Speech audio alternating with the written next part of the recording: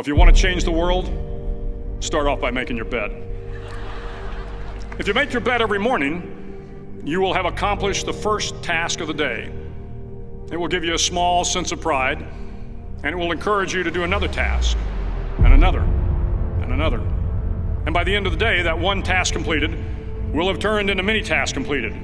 Making your bed will also reinforce the fact that the little things in life matter. If you can't do the little things right, you'll never be able to do the big things right. And if by chance you have a miserable day, you will come home to a bed that is made, that you made. And a made bed gives you encouragement that tomorrow will be better. To pass SEAL training, there are a series of long swims that must be completed. One is the night swim. Before the swim, the instructors joyfully brief the students on all the species of sharks that inhabit the waters off San Clemente. They assure you, however, that no student has ever been eaten by a shark, at least not that they can remember. But you are also taught that if a shark begins to circle your position, stand your ground. Do not swim away. Do not act afraid. And if the shark, hungry for a midnight snack, darts towards you, then summons up all your strength and punch him in the snout, and he will turn and swim away. There are a lot of sharks in the world. If you hope to complete the swim, you will have to deal with them. So if you want to change the world, don't back down from the sharks. Over a few weeks of difficult training, my SEAL class, which started with 150 men, was down to just 42. There were now 6 boat crews of 7 men each.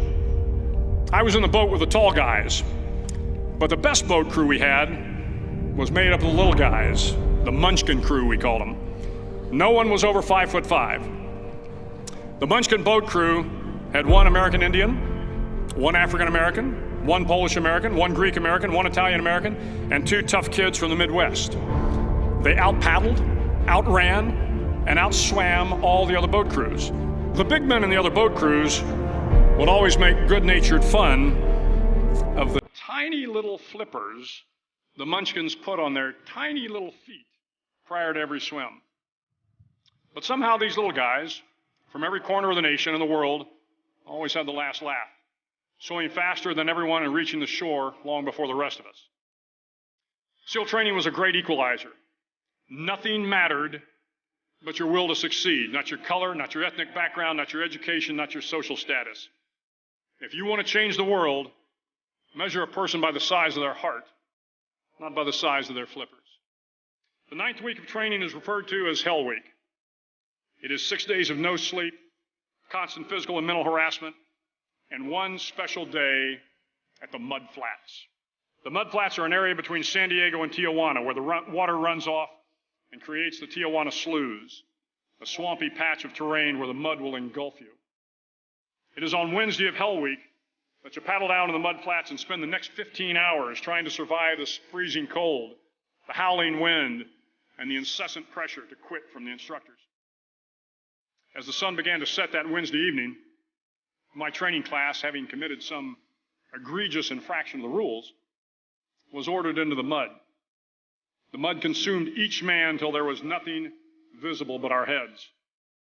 The instructors told us we could leave the mud if only 5 men would quit. Only 5 men, just 5 men, and we could get out of the oppressive cold. Looking around the mud flat, it was apparent that some students were about to give up. It was still over 8 hours till the sun came up. 8 more hours of bone-chilling cold. The chattering teeth and the shivering moans of the trainees were so loud, it was hard to hear anything. And then one voice began to echo through the night. One voice raised in song.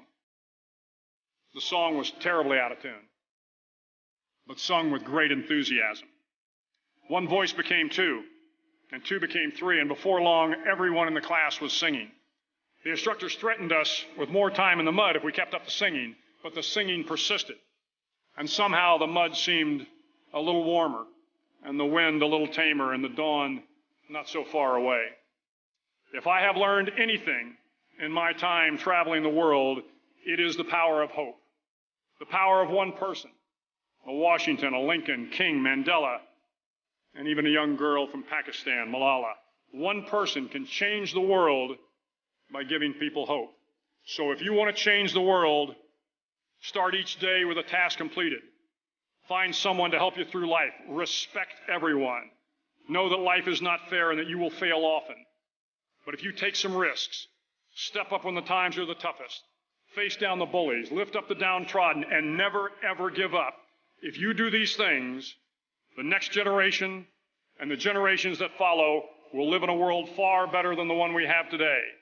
And what started here will indeed have changed the world for the better.